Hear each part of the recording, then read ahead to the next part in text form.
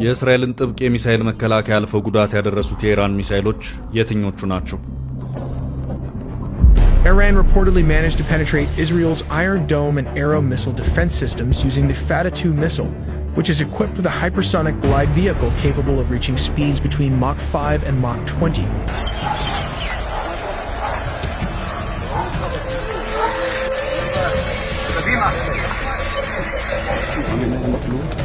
אותו דבר פה, כאן הירוק הכחול, הבחורה שכבה, כל השישה שהיו בבית, שירדו לממ"ד, כמוני. መልቲሌየርድ የሚባሉት ሶስቱ የእስራኤል ድርብርብ የሚሳኤል መከላከያዎቹ አይረን ዶም፣ ዴቪድ ስሊንግ እና አሮ ሲስተም እንዴት ታለፉ? To strengthen Tel Aviv's already advanced multi-layered air defense capability, which includes the Iron Dome, David Sling, and Arrow systems. The Pentagon has confirmed the Biden administration is planning to send a missile defense system to Israel to protect against any Iranian threats. It also says U.S. troops will be deployed to operate that system. It's known as THAAD.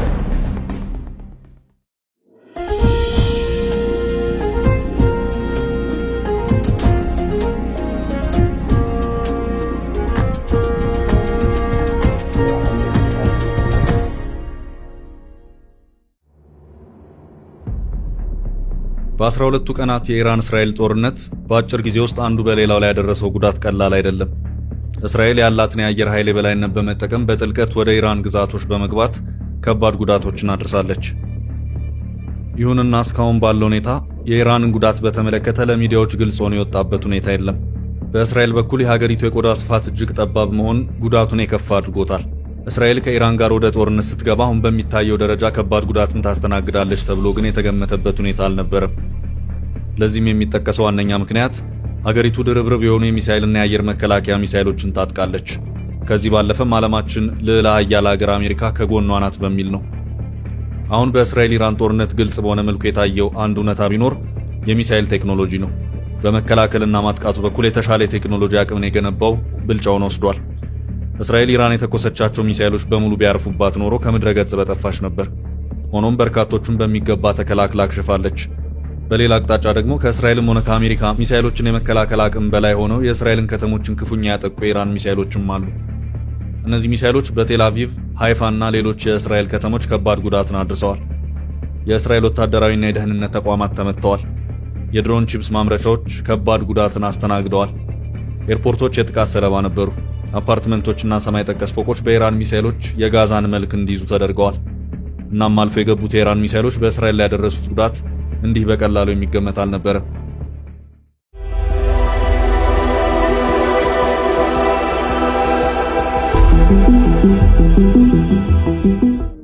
ኢራን የታጠቀቻቸው ሚሳኤሎች እንደዚሁም እስራኤል ያሏት የሚሳኤል መከላከያዎች የጦርነቱን ጨዋታ ተጫውተዋል። በኢራን በኩል ፋታህ 1 እና 2 የተባሉት አደገኛ ፍጥነት ያላቸው ሚሳኤሎች የእስራኤልን መከላከያ ሚሳኤሎች አስጨንቀዋል። በሌላ አቅጣጫ ደግሞ የእስራኤል አይረን ዶም፣ ዴቪድ ስሊንግ እና አሮ ሲስተም የመከላከያ ሚሳኤሎች በእስራኤል ላይ ሊደርስ ይችል የነበረውን መጠነ ሰፊ ጉዳት በእጅጉ ታድገዋል። ግን ደግሞ የጦርነቱ ቀናት እየገፉ ሲመጡ የእስራኤል የመከላከል አቅም እየደከመ የሄደበት ሁኔታ ታይቷል። ከተሞቹም ከባድ ምትን ያስተናገዱት በመጀመሪያዎቹ ቀናት ሳይሆን ከዛ በኋላ በነበሩት ጊዜያት ነው። በትናንትናው ዕለት ሄግ ኔዘርላንድ ላይ የነበሩት ፕሬዝዳንት ትራምፕም ይህንኑ ሀቅ አረጋግጠዋል። Israel got hit very hard, especially the last couple of days. Israel was hit really hard. Those ballistic missiles, boy, they took out a lot of buildings. በሚሳኤሎቹ ዙሪያ ጥቂት ማለቱ አስፈላጊ ነው። ከመከላከያ ሚሳኤሎቹን ጀምር። የተተኮሰን ሚሳኤል በሌላ ሚሳኤል በመከላከሉ ረገድ ያለው ቴክኖሎጂ በእጅግ ወሰብሰብ ያለ ነው። በመጀመሪያ ራዳሮች የተተኮሰውን ሚሳኤል ከተተኮሰበት አቅጣጫ ለይተው መልእክታቸውን ያስተላልፋሉ። ከዚያም የተተኮሰውን ሚሳኤል አነፍንፈው አየር ላይ ፊት ለፊት ለመላተምና ለማክሸፍ የሚተኮሱት ጸረ ሚሳኤል ሚሳኤሎች ተለይቷል ወደ ተባለው ኢላማ ወይም አይደንቲፋይድ ታርጌት ይከንፋሉ። እነዚህን ሚሳኤሎች ኢንተርሴፕተርስ ይሏቸዋል። ታዲያ በዚህ መሃል በሚሳኤል ቴክኖሎጂ ውስጥ ፍጥነት እጅግ ወሳኝ ነው። የሚተኮስ ሚሳኤል እንዳለ ሁሉ የሚተኮሰውን ሚሳኤል ለማክሸፍ የተሰሩ ሚሳኤሎችም አሉ። የሚተኮሱ ሚሳኤሎችን ለማክሸፍ የሚሰሩት ጸረ ሚሳኤል ሚሳኤሎች ከመሰራታቸው በፊት የሚከላከሏቸውን ሚሳኤሎች ድክመትና ጥንካሬዎች በሚገባ እንዲለዩ የሚደረግበት ሁኔታ አለ። በዚህ ውስጥ በርካታ ዝርዝር ቴክኒካዊ ጉዳዮች ቢኖሩም የሚሳኤል ፍጥነት የሚለው ወሳኝነት አለው። እነዚህ መከላከያ ሚሳኤሎች የተተኮሰውን ሚሳኤል አነፍንፈውና አድነው አየር ላይ መተው አየር ላይ እንዲበታተን ለማድረግ ያላቸው ፍጥነት ከሚተኮሰው ሚሳኤል በላይ መሆኑ ወይም የተቀራረበ መሆን አለበት። ይህ ካልሆነ ብልጫ ተወሰደባቸው ማለት ነው። በዚህ ወቅት የተተኮሰው ሚሳኤል የበላይነቱን ወስዶ የተሰጠውን ኢላማ የሚመታበት ሁኔታ ይከሰታል። በቅርቡ በተካሄደው የኢራን እስራኤል ጦርነት እንደዚሁም በቀጠለው የዩክሬን ሩሲያ ጦርነትም የታየው እውነታ ይኸው ነው። ኢራንም እስራኤልም በርካታ ሚሳኤሎችን ታጥቀዋል። አይነታቸውም ብዛታቸውም ይለያያል። የእስራኤል ሚሳኤሎች በተመለከተ በአብዛኛው የመከላከያ ሚሳኤሎች ቴክኖሎጂዎች ላይ ትኩረቷን አድርጋ የሰራችበት ሁኔታ ይታያል። ኢራን ደግሞ የማጥቂያ ሚሳኤሎች ላይ ጊዜዋን ወስዳ ሰርታለች። እስራኤል ከሐማስ፣ ከሄዝቦላ፣ ከራሷ ከኢራንና ከሌሎች ኃይሎች አንድ ቀን ጥቃት ሊሰነዘርብኝ ይችላል በሚል ከፍ ያለ ስጋት አይረን ዶም፣ ዴቪድ ስሊንግ እና አሮ ሲስተም የሚባሉ 3 አይነት የሚሳኤል መከላከያ ሲስተሞች አሏት። ከዚህም በተጨማሪ እስራኤልና የሊባኖስን ሄዝቦላ ጦርነት ተከትሎ የሄዝቦላሁ መሪ ሐሰን ናስረላህ በእስራኤል አየር ኃይል ሲገደል ንዴት ያጫረባት ኢራን ተከታታይ ሚሳኤሎችን ወደ እስራኤል ማስወንጨፏን ተከትሎም አሜሪካ ለእስራኤል ተጨማሪ አዲስ የሚሳኤል መከላከያን ያስታጠቀችበት ሁኔታ እንደነበር የሚታወስ ነው። ሚሳኤሉ እስራኤል እጅ የገባው በቀድሞ የባይደን አስተዳደር ነው። ይህ እጅግ የዘመነ ነው የተባለለት አሜሪካ ሰራሹ የሚሳኤል መከላከያ ታድ ወይም ተርሚናል ሃይ አልቲቲዩድ ኤሪያ ዲፌንስ በመባል የሚታወቅ ነው። Now the US says it's stepping in to bolster Israel's defenses with $1 billion THAAD and troops to operate it. Air defense experts say the arrival of the interceptor system will significantly aid Tel Aviv in repelling future strikes.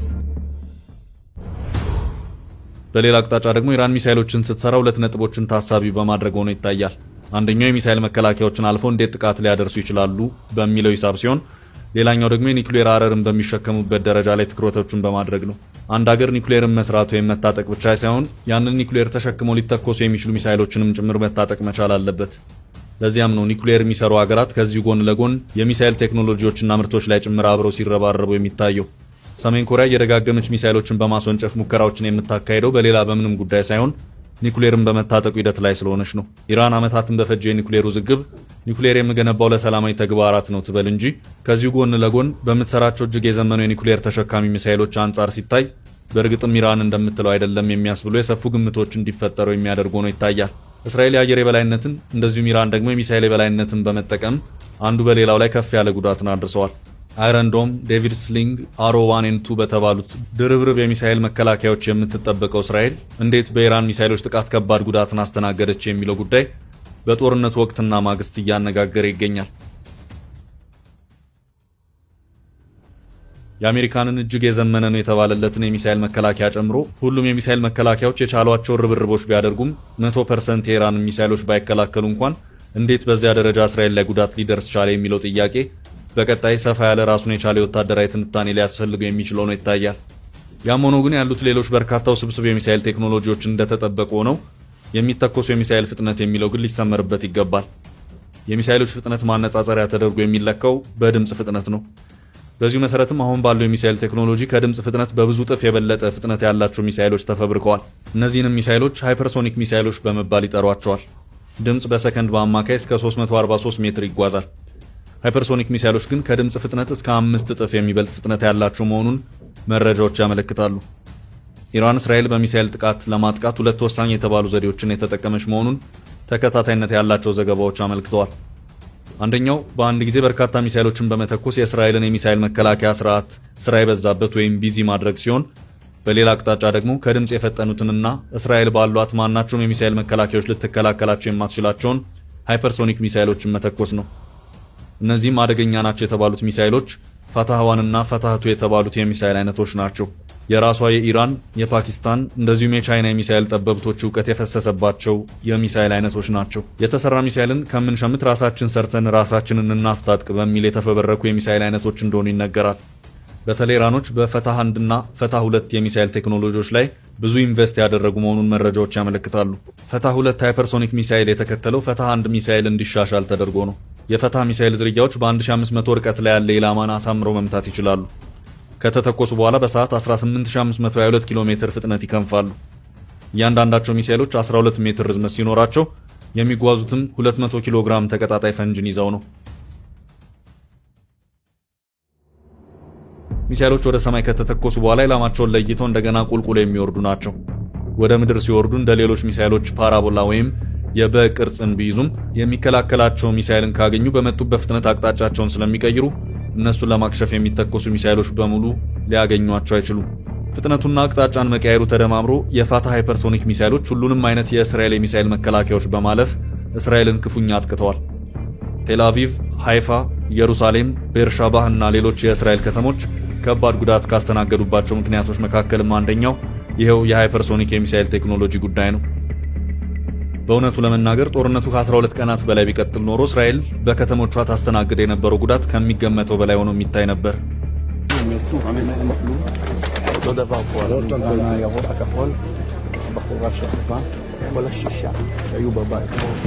Bolstered by support from the Trump administration, Prime Minister Benjamin Netanyahu has previously declared Israel is ready to continue its attacks against Iran for as long as it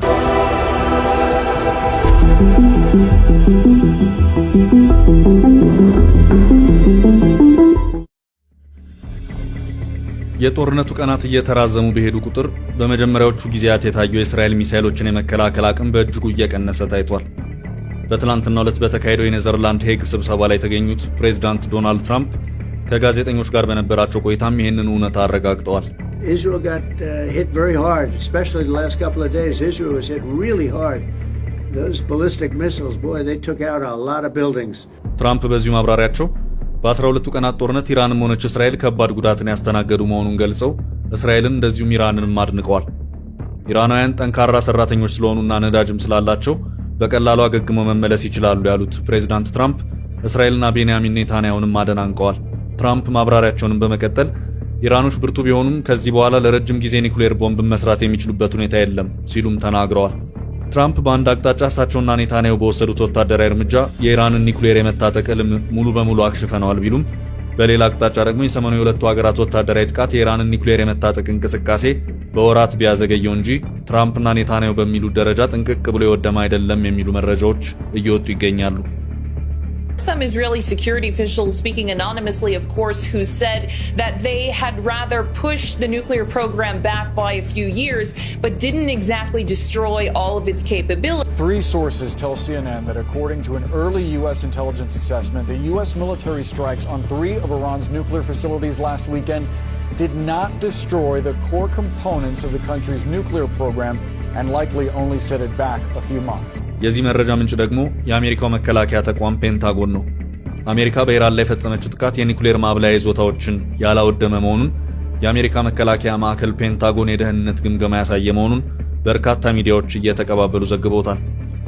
ቅድመ ግምገማው ጥቃቱ የኢራንን የኒውክሌር መርሃ ግብር ምናልባትም በወራት ወደ ኋላ ሊመልሰው እንደሚችል ያሳዩ ሲሆን ጥንቅቅ ብሎ ወድመዋል የሚለውን የፕሬዝዳንት ዶናልድ ትራምፕንና የጠቅላይ ሚኒስትር ቤንያሚን ኔታንያሁን መግለጫዎች ጥያቄ ውስጥ የከተተ ሆኖ ታይቷል። Sources tell ABC News a preliminary Pentagon report indicates the damage was limited, saying Iran's nuclear program was only set back a few months. ከዚሁ ከወጣው ኢራን ኒውክሌር አልወደመም ቅድመ ሪፖርት ጋር በተያያዘ በትላንትናው ዕለት ኔዘርላንድ ሄግ ላይ ለኔቶ ስብሰባ የሄዱት ፕሬዝዳንት ዶናልድ ትራምፕ እና መከላከያ ሚኒስትሩ ፒት ሄግሴት አጥብቀው ሲያጣጥሉ ታይተዋል።